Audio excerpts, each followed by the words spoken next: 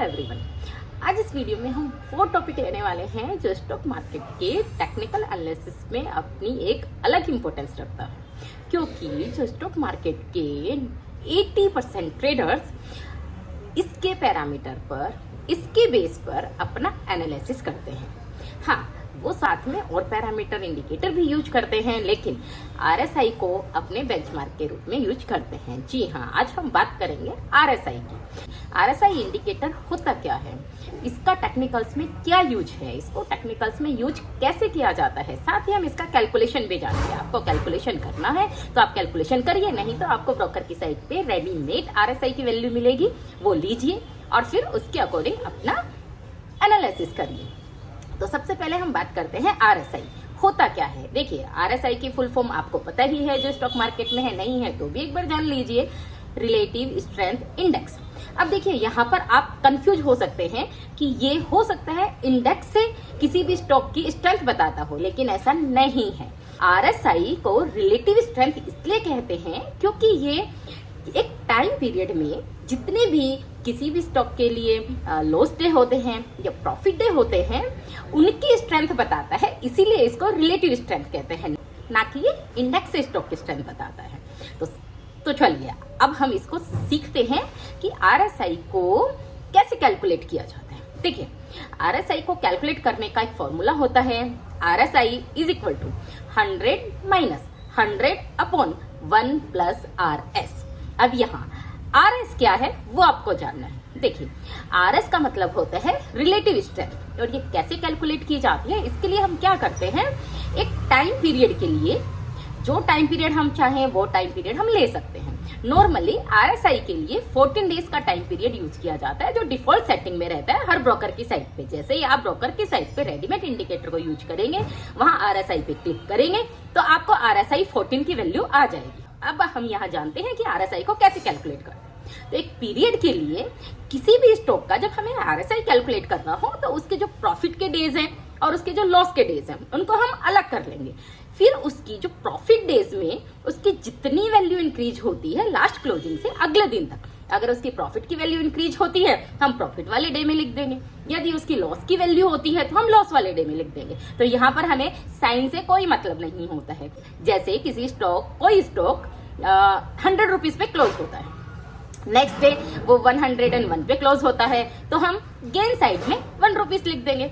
Next day suppose वो 150 पे close होता है, तो हम लॉस साइड में 0.50 की वैल्यू लिख देंगे। इस तरीके से हम जितने पीरियड का हमें आरएसआई कैलकुलेट करना है, उतने पीरियड के लिए हम gain days and loss day को कैलकुलेट कर लेंगे। उसके बाद हम average loss and average profit एक पीरियड में जितने दिन का हमें आरएसआई लेना है उतने दिन के लिए कैलकुलेट कर लेंगे। आगे हम डिस्कस करेंगे 5 डेज, 9 डे, 14 डेज आरएसआई क्या होता है, कैसे यूज किया जाता है और उनका क्या बेनिफिट होता है, कौन से पीरियड के लिए कौन सा यूज किया जाता है। यहाँ आप समझ लीजिए कि यदि 5 डेज का है तो हम 5 डेज के एवरेज गेन लॉस ले लेंगे, 9 डेज का है तो हम 9 डेज के एवरेज गेन लॉस ले लेंगे, 14 डेज का है तो 14 डेज के एवरेज ले लेंगे। गेन एंड लॉस का जो एवरेज प्रोपोर्शन ही आरएस होता है। तो इस तरीके से हम उसको फॉर्मूला में फिट कर लेंगे, 100 माइनस 100 अपॉन 1 प्लस आरएस। इसके बाद जो हमारी वैल्यू आएगी वो हमारा आरएसआई होगा। तो अब इस आरएसआई की वैल्यू आने के बाद हम उसको इंटरप्रिटेट करेंगे। तो आपको अगर कैलकुलेट करनी है, आप इस तरीके से कैलकुलेट कर लीजिए। देखिए, कैलकुलेट का एक फायदा ये होता है, आपको रेडीमेड जो वैल्यू होगी वो तो तब मिलेगी जब वो हो जाएगा। यदि आपको कोई चीज कैलकुलेट करनी आती है तो आप फ्यूचर का भी पास्ट हिस्ट्री से अपने कैलकुलेशन के बेस पे अनुमान लगा सकते हैं कि फ्यूचर में इसका आरएसआई क्या होगा। इसीलिए कैलकुलेशन के बेसिस पे जो एनालिसिस किए जाएंगे वो ज्यादा बेटर होते हैं, और हमारे एनालिसिस इसीलिए ही परफेक्ट होते हैं। जैसे कि बंधन बैंक के लिए हमने आपको बताया था, उसका रिजल्ट आने के बाद, उसके ओपन होने से पहले आपको बता दिया था बंधन बैंक डाउन जाएगा और बंधन बैंक 168 से 170 की रेंज तक जाएगा। 200 से सीधा 168 और 170 गया, जिस दिन के लिए हमने 168 170 बताया था, उसी दिन आपको बता दिया था नेक्स्ट डे ये लेवल भी मेंटेन नहीं रहेगा, कुछ वैल्यू नहीं रखता है और डाउन जाएगा।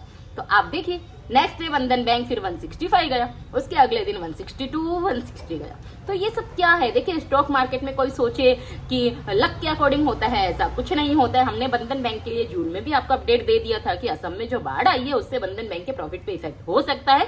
तो बंधन बैंक को हो सकता है प्रॉब्लम हो जाए, जब बंधन बैंक 200 के ऊपर था। यदि आपने उस वक्त ध्यान दिया होता, स्टॉक मार्केट में आप कोई चीज लेके अपना भूल नहीं सकते, कोई भी आपको अपने स्टॉक को एक रिव्यू तो करना ही होता है। अगर आपने वहां ध्यान दिया होता तो बंधन बैंक पे टाइम से निकल जाते। अब बंधन बैंक शॉर्ट टर्म प्रॉब्लम में चला गया है, हाँ रिवाइव भी होगा टाइम के साथ, उसके फिर से प्राइस अप होंगी, वैल्यू भी आएगी, लेकिन एक बार के लिए शॉर्ट टर्म के लिए बंधन बैंक प्रॉब्लम में जा चुका है। स्टॉक मार्केट का सिंगल इंडिकेटर आपको कोई भी अच्छा व्यू नहीं दे सकता।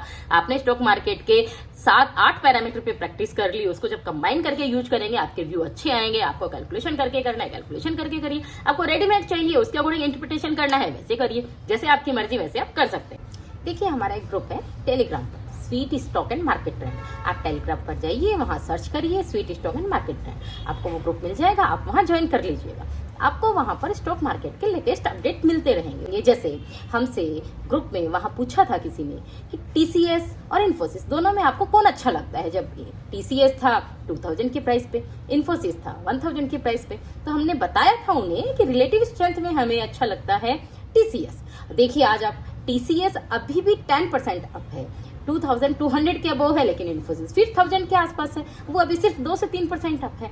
तो ये जो डिफरेंसेस है, ये दोनों स्टॉकों में एक ही सेक्टर के स्टॉक है, फिर भी दोनों में बहुत डिफरेंस है। उसका हमने अर्ली अनुमान कैसे लगाया और कैसे आपको बताया, वो सब भी इन टेक्निकल्स के पैरामीटर से हमें पता चलता है। अगर हम उनको प्रॉपरली पहले ही कैलकुलेट कर पाए तो हम ये भी पता लगा सकते हैं कि सेक्टर के भी अलग अलग स्टॉकों में से कौन सा स्टॉक ज्यादा बेटर है।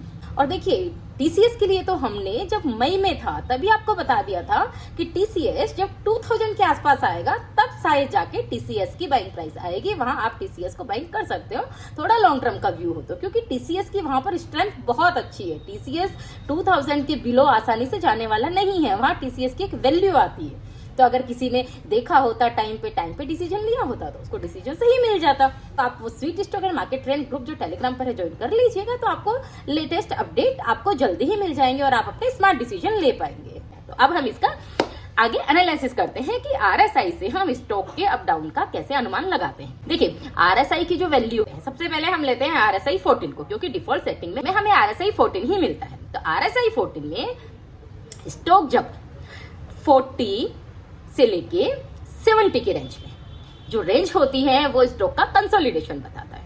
अगर 70 से अबोव चला जाता है तो वो इंडिकेट करता है कि स्टॉक यहाँ ओवर बॉट जोन में जा चुका है। अगर स्टॉक 40 से नीचे जाता है तो वो एक इंडिकेट करता है स्टॉक यहाँ ओवर सोल्ड जोन में जा चुका है।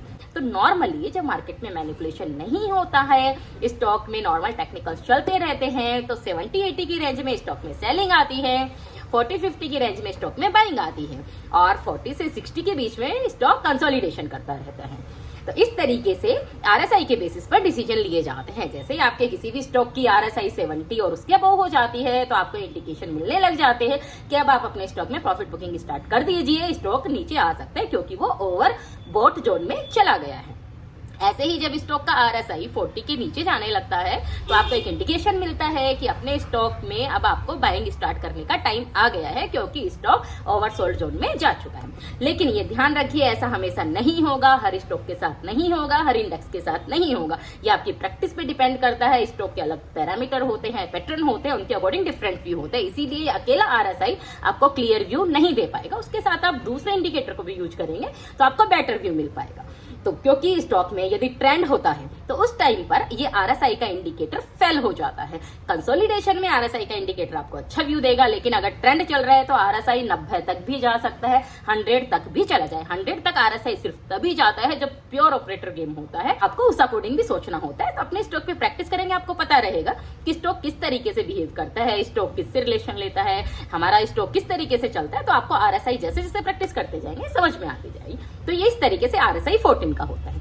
अब हम बात करते हैं आरएसआई 9 की। आरएसआई 9 में हम क्या करते हैं, आरएसआई 9 में हम 30 से लेके 80 तक की रेंज में उसका एनालिसिस करते हैं। 30 से नीचे उसको ओवरसोल्ड मानते हैं और 80 से अबोव उसको ओवरबॉट मानते हैं। ऐसे ही आरएसआई 5 जो होता है उसका हम 10 से लेके 90 की रेंज पे करते हैं। यदि 10 के नीचे कोई स्टॉक जाता है तो आपको इंडिकेशन होता है, अगर आपने शॉर्ट किया है अपना प्रॉफिट बुकिंग कर लो और अपनी नई बाइंग डाल सकते हो, अपनी नई बाइंग को ट्रैकिंग कर सकते हो, क्योंकि 10 में आने के बाद बहुत हद तक प्रोबेबिलिटी होती है स्टॉक में बाउंस आएगा। ऐसे ही 90 तक जब आरएसआई चला जाता है, आरएसआई 5, तो आपको अपनी पोजीशन को स्क्वायर करना होता है, क्योंकि 90 जाने के बाद बहुत हद तक ये पॉसिबिलिटी होती है अब यहाँ से सेलिंग प्रेशर होगा और स्टॉक डाउन जाएगा। तो इस तरीके से हम आरएसआई 5, 9 और 14 से स्टॉक का एनालिसिस करते हैं। RSI 5 जैसा बताया इंट्राडे के लिए मोस्टली यूज किया जाता है। RSI 9 जो होता है शॉर्ट टर्म, मिड टर्म के लिए यूज किया जाता है। एंड RSI 14 जो होता है मिड टर्म और लॉन्ग टर्म के लिए यूज किया जाता है। तो इस तरीके से ये RSI का एनालिसिस होता है। अब आप अपनी प्रैक्टिस RSI पे स्टार्ट कर दीजिए। कोई भी कंफ्यूजन हो मेरे को कमेंट करके पूछिए। नेक्स्ट वीडियो में हम नया टॉपिक लेंगे, बोलिंजर, सुपर ट्रेंड। अभी टेक्निकल्स के बहुत टॉपिक है, लेकिन हम इंपॉर्टेंट टॉपिक को कवर करेंगे। तो मिलते हैं आपसे नेक्स्ट वीडियो में। Thank you.